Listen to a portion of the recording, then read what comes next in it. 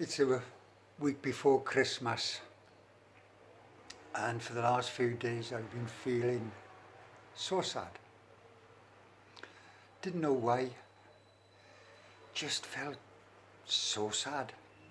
So I went round to Mick's and just told him how I felt. And he said, it's probably, you know, you're not getting much support from family or friends. And he said, it's difficult, when you can't make phone calls or anything like that. He said, anyway, have a drop of this. And he'd made some homemade hooch from pomegranate. So I had a cupful of this pomegranate wine, and it nearly took my head off. I'm not a drinker anyway, but this stuff, wow, it was strong. And then Mick proceeded to tell me of another time, which was the year previous. He was making 5 gallons of this stuff in his cell. And of course, alcohol, like tobacco and meat and fish and all that stuff, was totally banned in Tihar. He had this 5-gallon drum brewing up. And on this one particular day, the assistant superintendent and his lackeys were doing the rounds of Baracel in the hospital where Mick was. And they come into his cell and he said, the thing just exploded, Steve. He said the lid come off, and he said everybody, including the AS and the cell walls, he said, was just covered in this like reddish gunge. I laughed so much. I said, well, what happened to you?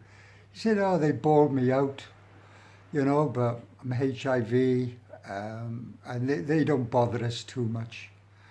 And that was that. So that cheered me up, took me out of my depression. And anyway, I'm sitting outside his cell another day, just watching the world go by, and I see this guy walking down, just got one leg, and just walking down with his crutch, and he stops by this convict, giving it all this, And the next thing,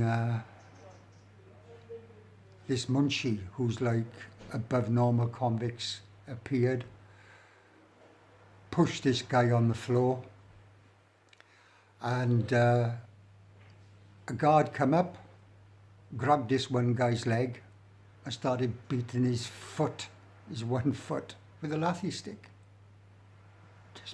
This guy was screaming. And the head sergeant was sat there in the ward watching, didn't take a blind bit of notice. And it turned out that this guy was trying to sell a bit of tobacco.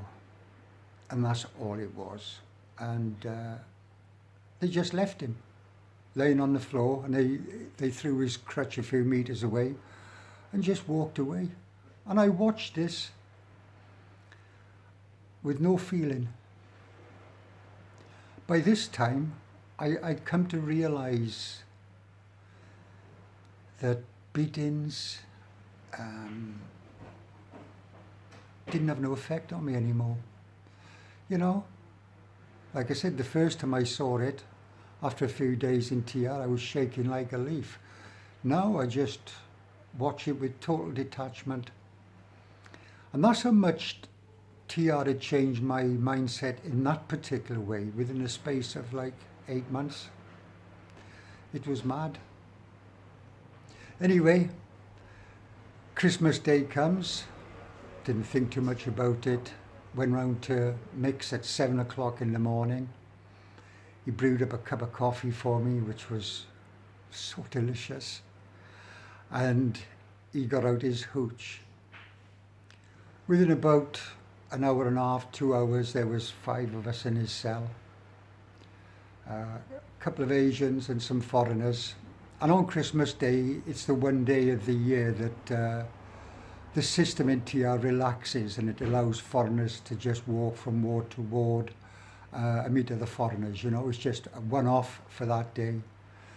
Anyway, by 11 o'clock in the morning, I could hardly stand, like. I was so drunk. I was so drunk. And it made my day. And that was my Christmas. New Year come, 2nd of January, and it was 2 degrees in New Delhi.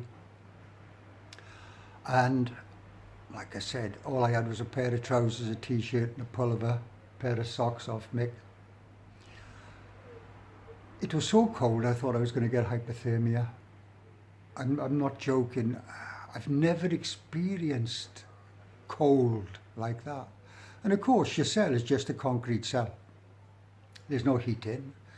There's nothing up at the bars, you know, so the wind, the temperature, everything is in there. You've got a 40-watt light bulb to keep you warm that's 9 foot up in the air. So that's how it was.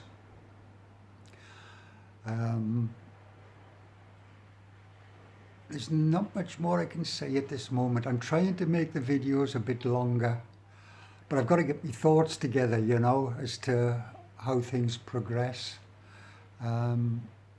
I know this has been over a week, I think, since I've done my last one, and I just couldn't get into it. That's the honest truth. I just couldn't get into it. But I spoke to my daughter this morning, and we had a nice chat as usual, and she motivated me without even realizing it to carry on with this. So I will do my best just to do as many videos as I can, because again, I want to get the story out. Not for me, honestly. It's not for me, even though it's about me. I just want people to understand that whatever comes along in your life doesn't matter. You get by. You get over it.